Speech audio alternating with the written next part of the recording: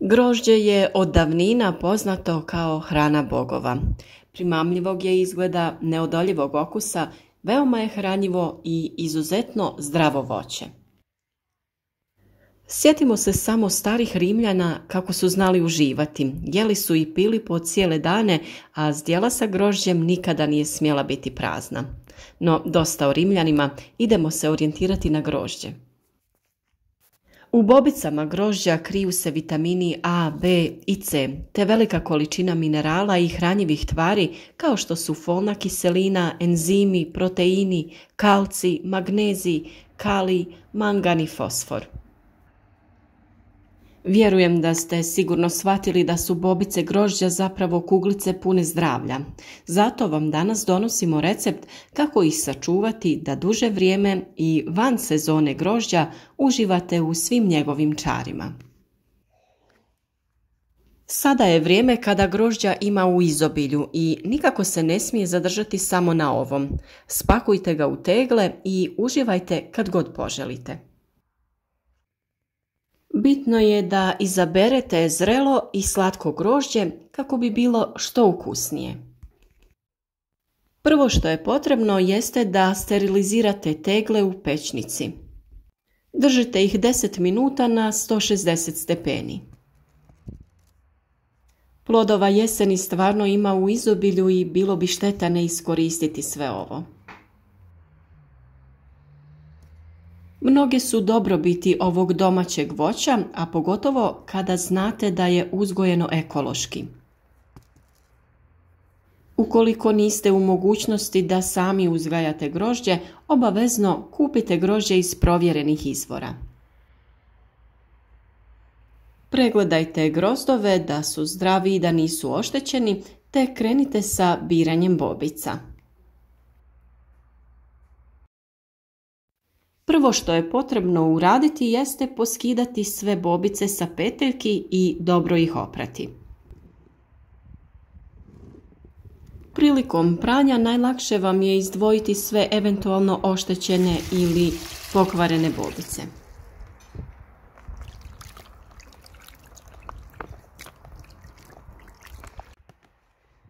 Kako bi naše grožđe lijepo i elegantno posložili u naše tegle radi ljepšeg izgleda, odvajala sam crno i bijelo grožđe.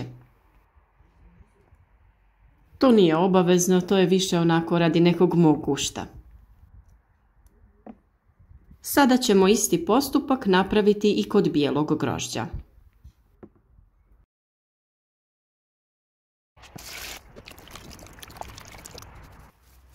Svakako nakon pranja ovu vodu iskoristite za zalijevanje nekog cvijeća ili voćke, nemojte ju prosuti bez veze.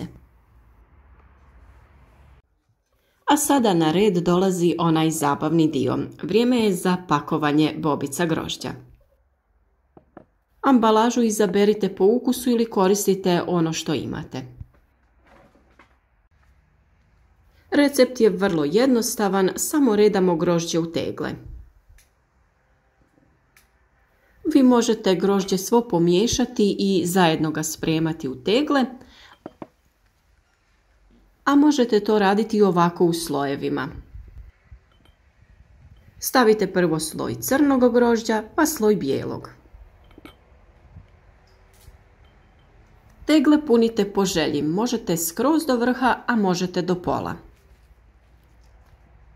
Jednostavno nemojte stavljati manje od pola tegle voća kako vam kompot ne bi bio previše rijedak.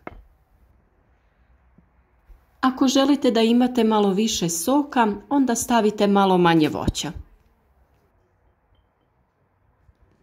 Voće nemojte stavljati iznad ovoga ruba jer tu mora doći voda. I na kraju to ovako lijepo izgleda.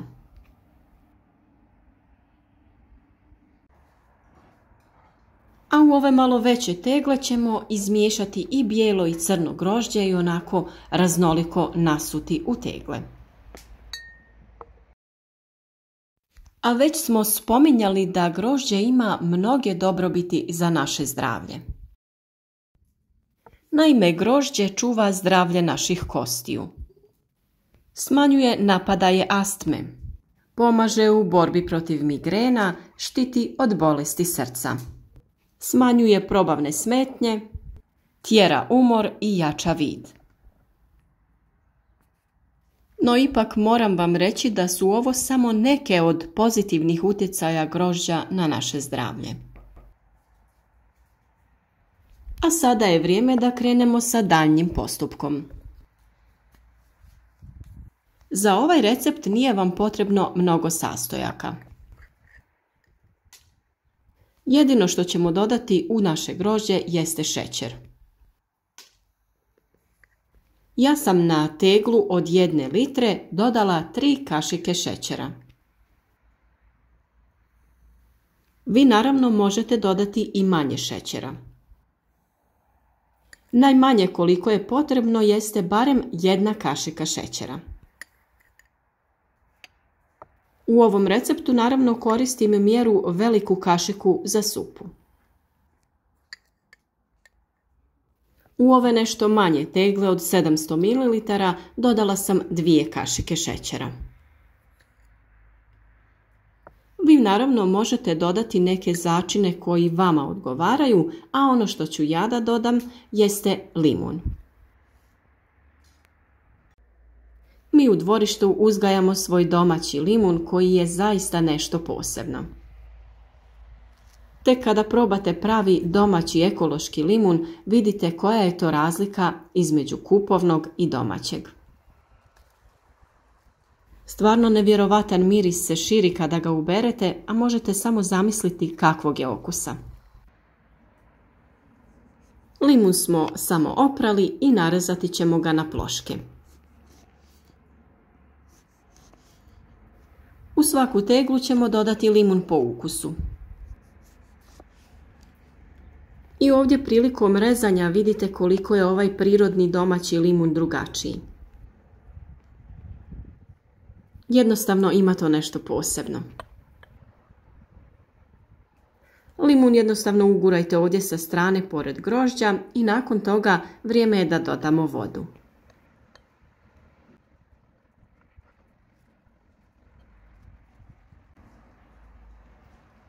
Sada u tegle sipamo hladnu vodu toliko da prekrije svo voće. Vrlo je bitno da voće bude pod vodom kako ne bi bilo u dodiru sa kisikom. Na taj način će grožđe biti dugotrajnije.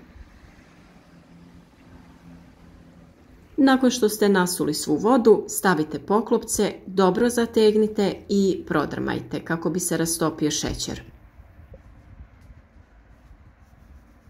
Crno grožđe sadrži željezo i minerale važne za stvaranje crvenih krvnih stanica, pa time sprječava anemiju.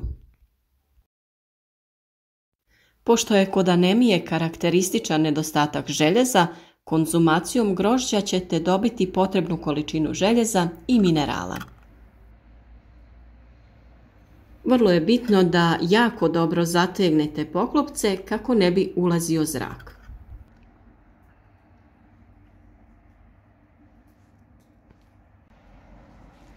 A sljedeći korak jeste da na dno lonca stavimo 1 krpu. Krpa će poslužiti da se naše tegle ne udaraju i da ne dođe do oštećenja. Lonac treba biti dovoljno velik i dubok kako bi stale sve tegle. Poredamo tegle i u lonac dodajemo hladnu vodu.